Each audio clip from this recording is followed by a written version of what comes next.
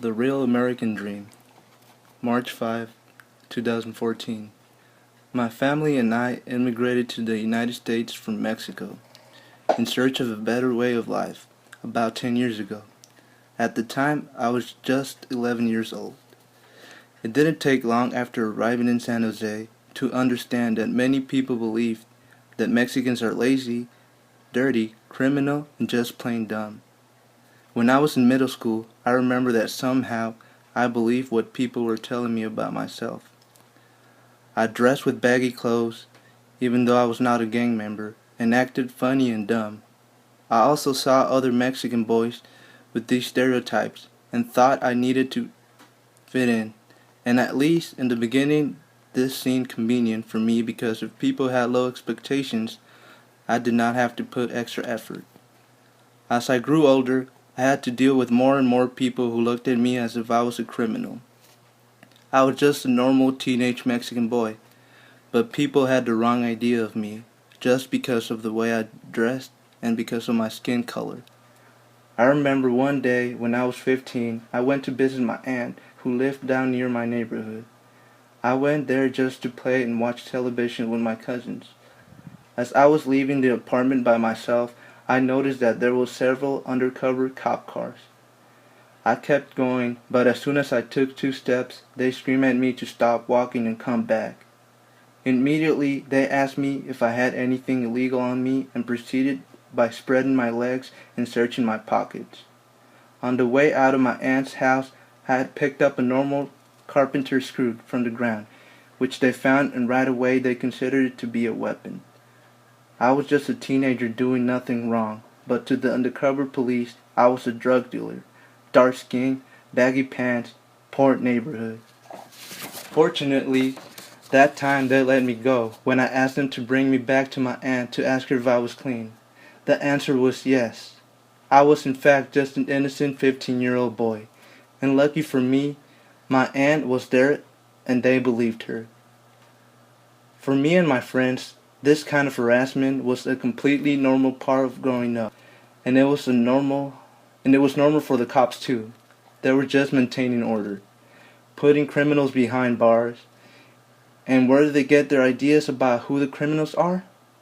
Every day there are a million things in the world, from Fox News to Donald Trump telling them to blindly stereotype people like me. Not only did I have to deal with daily mistreatment from the police, but also from other regular citizens who instead of seeing me, see some stereotype from their own minds. For example, back in high school, a counselor basically told me that she had low expectations of me and that I should not take the AP biology class that I really wanted to take. When I'm walking home, I have noticed young white women or whole families that go to the other side of the street just to avoid contact with me. Or random white people just don't talk to me unless I speak to them first. I am completely disconnected from the world because the first impression people get of me is he's probably a gang-related criminal or a poor wetback. I've also been a worker myself since the age of 15 because I was trying to help my family financially. Since I was undocumented at the time, I hooked up a job through my aunt in a sports resort. The job paid me $8.50, but I was happy because I was working between 48 to 60 hours a week. I was also going to high school at the time, but with my job at the sports resort, I made enough money to cover my food and entertainment expenses throughout the month and to give a contribution to my family. I wanted to work even more, but I could not because I had to go to school.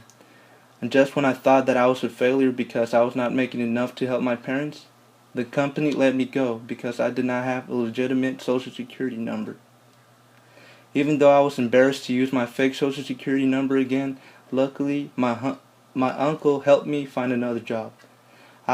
It was the same low pay, but I was grateful that I had a job, even with the same poor conditions and bosses always pushing me to work harder.